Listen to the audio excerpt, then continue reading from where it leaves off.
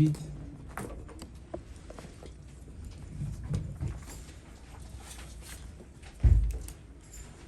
Est-ce que quelqu'un peut nous faire la lecture, s'il vous plaît? 1 Thessaloniciens, chapitre 5, verset 18. Lisons la parole de Dieu dans 1 Thessaloniciens, chapitre 5, verset 18. C'est ça? C'est ça.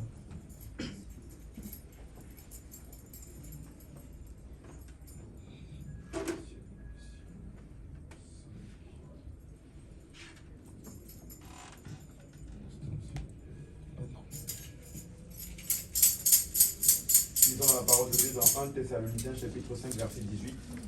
Remerciez Dieu en toutes circonstances. Voilà ce que Dieu demande de vous dans votre vie avec Jésus-Christ. Amen. Amen.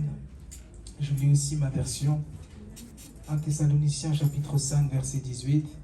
Il dit: exprimez votre reconnaissance en toutes circonstances, car c'est la volonté de Dieu pour vous en Jésus-Christ.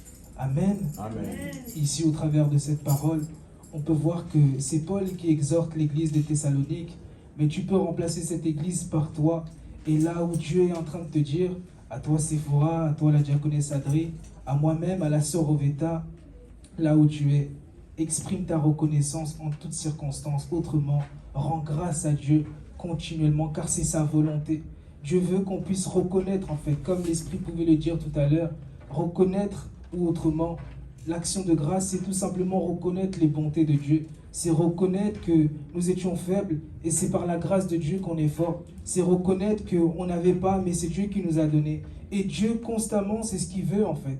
Il veut qu'on puisse lui témoigner notre reconnaissance dans notre attitude, qu'on ne puisse pas dépendre de nous, compter sur nous, croire que c'était par nos propres forces, mais il veut toujours continuellement qu'on puisse voir sa grandeur et sa gloire. Donc ça veut dire, lorsqu'on peut voir au travers même des Écritures, Dieu veut toujours en fait se manifester. Il veut toujours que l'être humain, que vous, les enfants de Dieu, que moi-même, qu'on puisse lui rendre grâce. Parce que Dieu, ça lui plaît, les actions de grâce. La louange, reconnaître sa grandeur, son amour, c'est ce que Dieu recherche. Et Dieu encore nous dit encore aujourd'hui, exprimez votre reconnaissance en toutes circonstances. On a eu peut-être une année 2025 pas évidente. On est rentré aussi dans les ténèbres de Dieu en 2026. Mais Dieu nous exhorte et il l'anticipe aussi en nous disant, en toutes circonstances, rendez continuellement grâce à Dieu. Peu importe pour les choses qui vont se passer par l'avenir ou pour les choses qui sont déjà dans l'actualité, qu'on puisse toujours lui rendre grâce parce que c'est la volonté de Dieu. Dieu ne nous force pas, mais il veut qu'on puisse le faire avec un bon cœur. Parce que si toi tu es là, si toi et moi nous sommes là, c'est uniquement par la grâce de Dieu. Vous savez, souvent ça devient des habitudes qu'on dit, mais si on prenait le temps vraiment de comprendre c'est quoi l'action de grâce, on pourrait dire que vraiment on doit le faire continuellement. Parce que même la force de venir à l'église aujourd'hui, je ne sais pas si vous pouvez le voir, mais il y a sûrement des amis, des frères que vous invitez continuellement qui ne viennent pas parce que parfois ils ne veulent pas, mais parce que c'est Dieu qui donne la force. Vous et moi, on vient tous les dimanches, on se carbure, on essaie d'arriver à l'heure, on vient, on sert Dieu, alors que d'autres n'ont pas forcément cette force. C'est pour nous dire encore une fois que tout ce que nous faisons, là on peut penser que c'est notre propre force. C'est Dieu en fait qui nous donne la force. Et Dieu veut tout simplement qu'on puisse lui redonner ce que lui-même il nous a donné. Qu'on ne puisse pas le garder pour nous.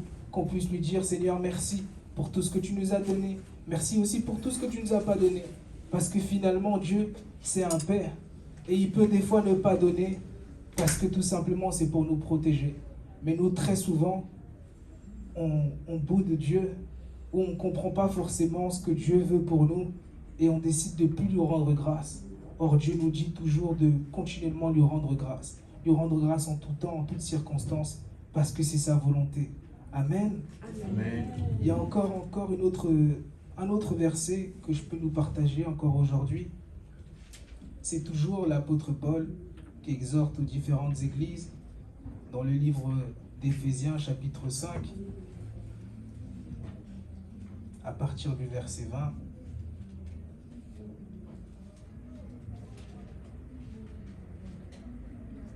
Il dit à l'église d'Éphèse, Éphésiens chapitre 5 verset 20, il dit: remerciez constamment Dieu le Père pour tout, au nom de notre Seigneur Jésus-Christ.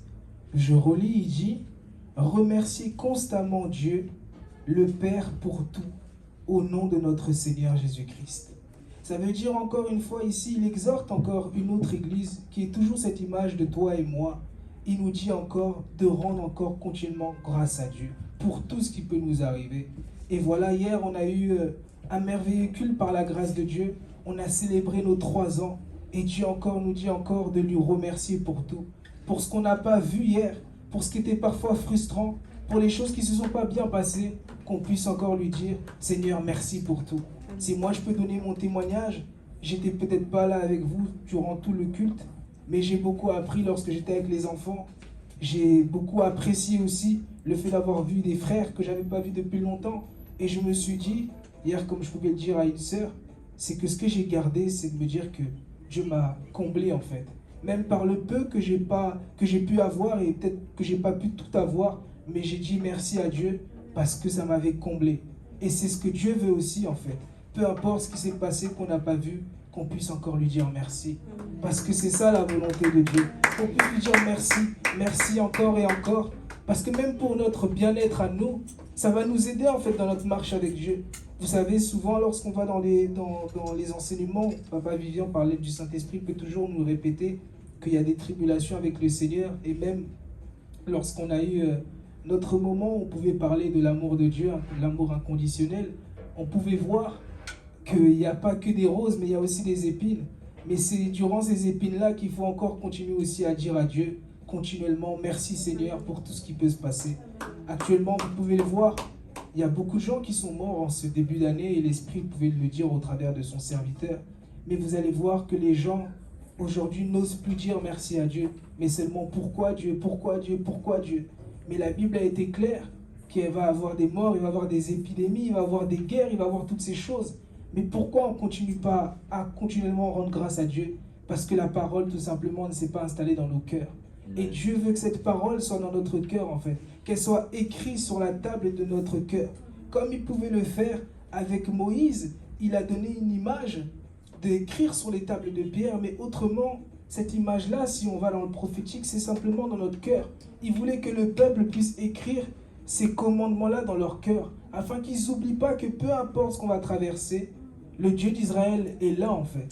Mais vous allez voir, ils n'avaient pas gravé ces paroles dans leur cœur et ils ont fait le veau d'or.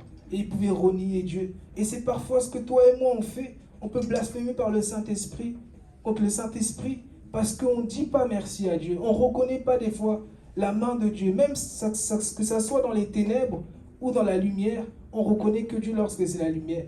Mais laissez-moi vous dire que la lumière aussi, Chétan la donne puisque c'est un ange de lumière. Il peut donner une fausse lumière. Parfois, il y a des bénédictions qu'on pense que c'était Dieu qui nous a données, mais c'était le diable. Mais vous allez voir, on a jubilé comme si c'était le Seigneur qui nous a donné. Et il peut encore nous exhorter par la vie de Job. On peut voir un homme qui a eu beaucoup d'argent, des richesses, mais qui en a perdu. Mais lorsque sa femme a dit « Maudit Dieu et meurt », il a dit à sa femme, si je peux imaginer ce qu'il pouvait dire à sa femme, mais chérie, tu es malade, jamais de ma vie. Et vous allez voir que même dans ses douleurs, même dans la lèpre, il a continué encore à voir la gloire de Dieu en fait. Et c'est ce que Dieu veut encore pour nous, que peu importe ce qu'il en suit, ce qu'il en passe, qu'on continue encore à lui rendre grâce. Et de façon encore toujours prophétique, pourquoi il nous dit encore de lui rendre grâce? On peut le voir, les choses vont aller de mal en pire. Mais Dieu demande à son Église, à l'Église universelle, de continuer à lui rendre grâce. Pour les choses encore qui sont difficiles, pour les tribulations, pour les blocages qu'on pourra peut-être rencontrer, pour les montagnes aussi qu'on va pouvoir rencontrer, Dieu nous dit encore de continuer encore à lui rendre grâce. Amen. Amen. Parce que c'est ça la volonté de Dieu. Il y a cette parole qui pouvait nous donner encore toujours l'apôtre Paul. On peut bénir vraiment la vie de l'apôtre Paul pour le travail qu'il a fait. Amen. Amen. Parler du Saint-Esprit. Il pouvait dire encore à une des églises, ne vous inquiétez de rien, mais en toute chose, faites connaître vos besoins à Dieu par des prières, par des supplications, mais par des actions de grâce. Ça veut dire, même là encore, il exhortait le peuple. Oui, vous allez avoir des prières intenses, comme on en a eu sûrement à l'entrée de la nuit de la traversée. Oui, vous allez peut-être supplier, autrement soupirer, comme on l'a fait aussi pour notre année 2025. Mais il a dit encore une chose, faites des prières d'action de grâce. Où là, vous demandez plus de requêtes. Là où vous soupirez plus, non. Mais vous dites simplement merci. Même dans ma faiblesse, merci. Même lorsque je n'ai pas compris, merci. Même durant le peu de temps que j'ai avancé, merci.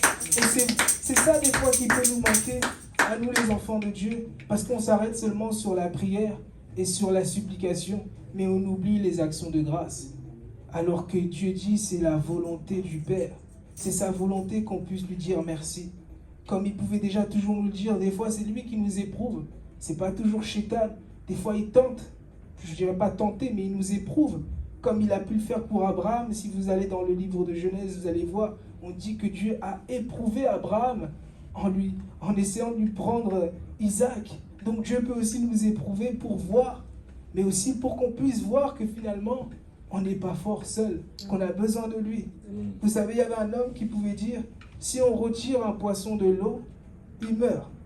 Et ça, on pouvait comprendre qu'au travers de cette image, si on enlève un poisson de l'eau, il meurt. Donc ça veut dire, sa vie dépend de l'eau finalement. Et c'est un peu comme nous, si on sort de la présence de Dieu, mais on est voué à mourir. Et parfois Dieu nous éprouve pour nous montrer que même la force qu'il nous donne, c'est lui. Même lorsque je prie, c'est lui. Même lorsque je viens exhorter, c'est lui. Même lorsque je viens prêcher, c'est lui finalement. Et c'est ça que Dieu veut nous rappeler encore. Que nous ne puissions pas oublier que tout ce qu'il a fait, c'était uniquement lui. Alors ce que nous devons faire, et ce que nous allons très bien faire tout à l'heure, c'est lui témoigner encore nos actions de grâce. Que ce soit par nos pas de danse, que ce soit par nos prières d'action de grâce. Si tu veux te mettre à genoux, tu pourras te mettre à genoux si c'est une façon pour toi de lui rendre grâce. Mais vraiment qu'avant de louer, avant de vraiment nous lâcher dans sa présence, qu'on puisse véritablement comprendre l'importance de l'action de grâce. Parce que comme il pouvait nous le dire, l'Esprit de Dieu, l'action de grâce, c'est reconnaître les bontés de Dieu finalement. C'est reconnaître qu'on est suffisant, mais que Dieu est insuffisant. C'est reconnaître la grandeur de Dieu dans notre vie. Parce qu'il y a beaucoup de choses que Dieu nous a données et on est devenus comme des enfants gâtés. Vous savez, lorsqu'on donne beaucoup à un enfant ou très facilement, ben, l'enfant ne prend plus goût, prend plaisir en fait à ce qu'il a reçu. C'est comme une image qu'un jour je pouvais donner aux enfants. Aujourd'hui, le parler en langue est devenu tellement simple. Alors qu'avant, nos parents, ils galéraient pour le parler en langue. Mais vous allez voir qu'aujourd'hui, le parler en langue, quelqu'un se fait baptiser, il reçoit le parler en langue. Et une personne, ça fait 2 jours, il est converti, il reçoit le parler en langue. Et vous voyez toutes ces choses-là, en fait, l'enfant de Dieu a fini par prendre goût à ces choses, à la facilité. Mais il oublie que c'est des richesses, en fait, que Dieu lui a données. C'est des armes que Dieu nous a données. Mais vous allez voir qu'on peut être négligent par la facilité. Parce qu'on nous a parlé, on nous a encore dit et redit que Jésus allait à la croix pour nous. Et on se dit, bon, ben, Jésus allait à la croix pour nous, il a tout fait. Donc, moi, je ne me prends pas la tête. Et c'est nos raisonnements qui nous empêchent finalement de rendre continuellement grâce à Dieu. C'est notre éducation qui nous empêche de rendre continuellement grâce à Dieu. C'est notre vécu, c'est toutes ces choses qui nous empêchent de rendre continuellement grâce à Dieu. Parce qu'on a une façon de voir Dieu et qui est contraire à lui-même. Amen. Et Dieu veut tout simplement que la sœur Suplicet qui vient d'arriver, que Dieu te bénisse, et autres que je n'ai pas vu, les enfants, que Dieu vous bénisse aussi, qu'on puisse prendre conscience que l'action de grâce, c'est très important. Pas que pour nous, mais c'est surtout parce que c'est la volonté de Dieu. Amen. Amen. Alors là où tu es, tu vas te lever par ce message. Je ne sais pas qu'est-ce que tu as pu garder, qu'est-ce que tu as pu comprendre au travers de cette exhortation, mais que tu puisses vraiment témoigner encore à Dieu par cette prière, que tu puisses lui dire, Seigneur, mets en moi un nouveau cœur, là où je pourrais, Seigneur, par ta force, pas par ma propre force, te rendre encore continuellement des actions de grâce. Et que je ne puisse pas le faire par habitude, que je ne puisse pas le faire avec hypocrisie, pour montrer que moi je suis toujours dans la joie, non. Parce que Dieu sonde les cœurs et les reins. Et c'est celui aussi qui connaît notre cœur.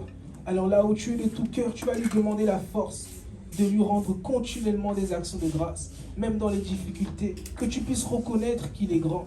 Même lorsque ce n'est pas évident, que tu puisses reconnaître qu'il est grand. Même lorsqu'il donne, que tu puisses encore reconnaître que c'est lui qui t'a donné et que ce n'était pas par ta propre force. Alors là où tu es, tu vas simplement élever ta voix Seigneur, encore merci, Père, pour ce message, Père de grâce. Oui, Seigneur, il n'y a pas de petits messages, il n'y a pas de grands messages, Seigneur. Parce que tu parles tantôt d'une manière et tantôt d'une autre, Seigneur. Tu peux nous parler clairement, comme tu peux nous parler par les paraboles, comme tu peux nous parler de façon prophétique, comme tu peux nous parler aussi en profondeur, Seigneur, comme dans la hauteur. Merci, Seigneur, pour cette parole. Père de grâce, nous venons à toi avec ton peuple, Seigneur, pour te demander encore la force, Seigneur, de pouvoir encore, oh Dieu, te dire encore merci en tout temps.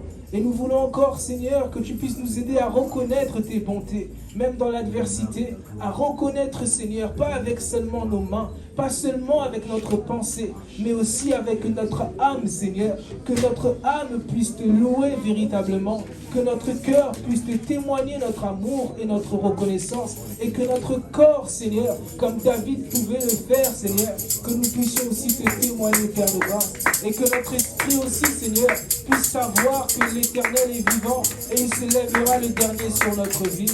Merci, Père de grâce, parce que tu nous as fait passer par les ténèbres, mais les ténèbres ne régneront pas toujours sur nos vies. Alors, Père de grâce, nous te disons merci. Merci parce que tu fortifies le faible. Merci parce que tu relèves celui qui était tombé. Merci parce que tu renouvelles les forces de celui qui était fatigué. Et merci, Père de grâce. Nous connecte-toi à cette prière. Père de grâce, merci encore, Seigneur, parce que tu renouvelles encore les bontés dans notre cœur. Et parce que tu vas nous donner, Seigneur, ce que nous n'avons pas vu en 2025. Tu vas nous permettre de le vivre, de le voir et de l'expérimenter, Seigneur. Merci parce que tu nous demandes que la foi, Seigneur. Seulement que la foi, Père de grâce. Rien d'autre que la foi. Alors merci, Seigneur. À toi l'honneur, ô Dieu. À toi la louange, ô Père de grâce. Et à toi encore les acclamations. Est-ce que tu peux encore pousser encore un cri de joie? Est-ce que tu peux encore jubiler encore pour témoigner ton amour à Dieu? Et je vais nous laisser encore dans la présence de Dieu. Amen. Pour pouvoir encore exprimer notre reconnaissance à Dieu. Amen. Amen.